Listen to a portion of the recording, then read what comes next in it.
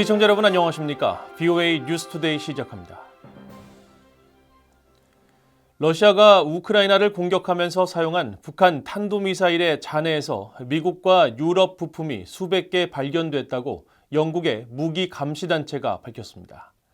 이 단체는 VOA에 앞으로 제조사 등과 협력해 부품이 북한으로 유입된 경로를 밝히고 관련 당국에 알릴 것이라고 말했습니다. 첫 소식 조은정 기자가 보도합니다. 영국의 분쟁 군비연구소가 20일 공개한 보고서입니다. 우크라이나 하르키우에서 회수한 북한산 미사일 잔해의 290개 부품을 직접 조사한 결과 부품의 75%가 미국 회사가 설계, 판매한 것으로 파악했습니다. 또 부품의 16%는 유럽 회사, 9%는 아시아 회사와 연계돼 있다고 밝혔습니다. 특히 부품들은 주로 미사일의 항법 시스템을 구성하는 것들로 중국과 독일, 일본, 네덜란드, 싱가포르, 스위스, 타이완, 미국에 본사를 둔 26개 회사의 제품인 것으로 파악됐다고 설명했습니다. 분쟁 군비연구소는 이어 구체적인 업체 이름은 공개하지 않고 부품의 유입 경로를 조사하고 있다고 밝혔습니다.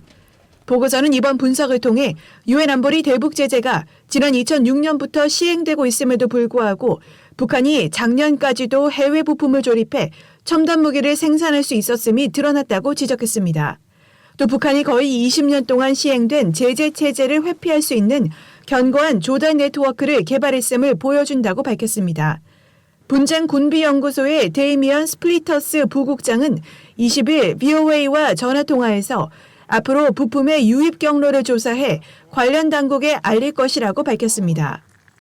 When we identify the parties responsible for the diversion of those components, we will alert the proper authorities, and we work directly with authorities responsible for the control of those components. And I'm not sure we will, make those findings public, but we will certainly alert the proper authorities. 스플리터스 부국장은 이어 자신들이 이런 정보를 제공하면 미국 재무부 해외자산통제실이 향후 전용을 방지하기 위해 적절한 조치를 취하거나 부품의 전용에 책임이 있는 것으로 확인된 기관을 제재 목록에 올릴 수 있다고 밝혔습니다. 백악관 국가안보회의 NSC의 북한 담당 국장을 지낸 앤서니 루지에로 민주주의 수호재단 선임국장은 북한의 제재 회피를 막기 위한 세컨더리 보이콧, 즉 제3자 제재의 필요성을 강조했습니다. When you have really minimal sanctions, when the sanctions primarily focus on North Koreans, North Korean companies, North Korean individuals, and others, and when it doesn't focus on the banks, the companies, and the individuals, primarily in China and Russia, that are aiding North Korea's sanctions evasion, then you get these kind of loopholes that North Korea can continue to exploit. 루제르 국장은 그러면서 이번 미사일 부품 문제에 대해 면밀히 조사를 하면 북한이 유입 경로를 속이기 위해 위장 회사를 활용한 사실이 드러날 것이라고 예상했습니다. VOA 뉴스 조은정입니다.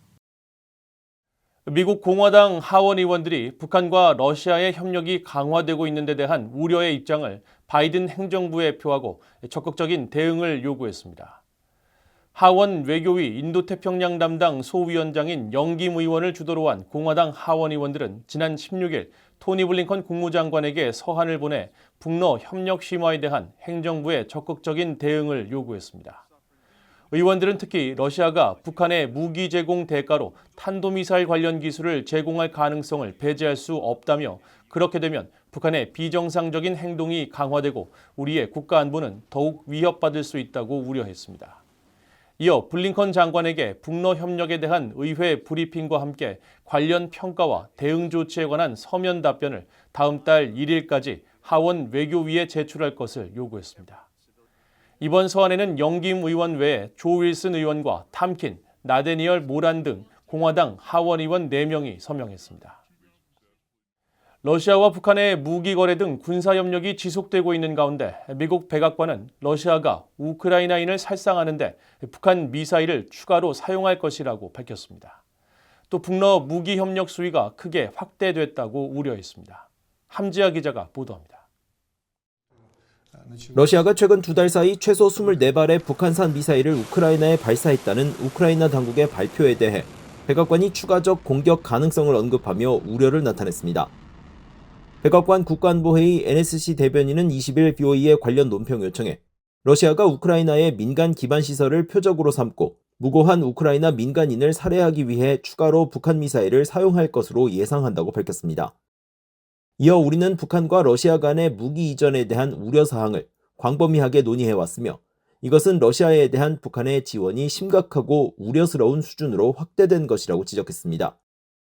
백악관의 NSC 대변인은 또 러시아의 북한산 탄도미사일 조달이 다수의 유엔 안보리 결의에 대한 직접적인 위반이란 점도 분명히 했습니다. 그러면서 우리는 동맹국 및 파트너들과 함께 유엔 안보리에서 이러한 무기 거래 문제를 제기할 것이며 러시아가 국제 의무를 또다시 위반한 것에 대해 책임질 것을 요구할 것이라고 강조했습니다. 앞서 안드리 코스틴 우크라이나 검찰총장은 지난 16일 러시아가 지난해 12월 30일부터 올해 2월 7일까지 12차례에 걸쳐 북한 미사일로 7개 우크라이나 지역을 공격했다고 밝혔다고 로이터 통신이 보도했습니다. 특히 이번 공격으로 우크라이나 민간인이 최소 14명이 숨졌고 지난 2일 하르키우 지역 공습으로는 약 60여 명이 다친 것으로 알려졌습니다. 유럽연합 EU도 이날 북한 미사일을 사용한 러시아의 우크라이나 공격을 강하게 비판했습니다. EU 대변인은 20일 VOA에 우리는 북한의 탄도미사일 수출과 러시아의 북한 탄도미사일 조달, 그리고 우크라이나를 상대로 한 러시아의 이런 미사일 사용을 가장 강력한 용어로 규탄한다고 밝혔습니다. 이어 이 같은 무기 이전은 우크라이나 국민들의 고통을 가중시키고 러시아의 침략 전쟁을 지원하며 국제 비확산 체제를 훼손한다고 비판했습니다. 또 러시아가 우크라이나에서 북한제 탄도미사일을 사용하는 것은 북한에게 귀중한 기술 및 군사적 통찰력을 제공한다고 지적했습니다. 그러면서 우리는 이 같은 협력이 유럽과 한반도, 인도태평양 지역 및 전 세계에 미치는 안보 영향에 대해 깊이 우려하고 있다고 밝혔습니다. VOA 뉴스 함지아입니다. 미국 국무부는 북한과 일본이 정상회담을 추진하는 정황과 관련해 한반도 비핵화에 대한 변함없는 목표를 확인했습니다. 매튜 밀러 국무부 대변인은 20일 정례브리핑에서 관련 질문을 받고 북한의 제안에 대해 알고 있으며 일본 정부의 반응은 아직 보지 못했다고 말하고 그러나 한반도의 완전한 비핵화를 달성한다는 우리의 정책은 계속될 것이고 변하지 않을 것이라고 강조했습니다. 미국 국방부는 일본의 대북 관여에 반대하지 않는다는 입장을 재확인했습니다. 사브리나 싱 국방부 부대변인은 이날 브리핑에서 우리는 북한에 대한 외교적 접근을 지지하며 우리도 북한이 관여를 원할 경우 외교적 접근을 모색할 것이라고 말했다고 밝혔습니다. 또 우리는 영내 안정을 원하며 북한과 일본의 대화가 그런 결과로 이어진다면 물론 환영할 것이라고 말했습니다.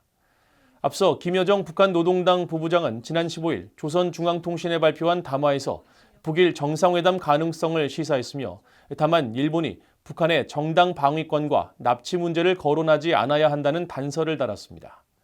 이에 대해 일본 정부는 김 부부장의 담화 발표에 유의한다면서도 납치 문제가 이미 해결됐다는 김 부부장의 발언에 대해서는 전혀 받아들일 수 없다고 밝혔습니다. 미국 국방부가 미국과 한국의 공중 정찰 활동에 대한 북한의 비난에 대해 항행과 작전 수행 의지를 강조하면서 일축했습니다.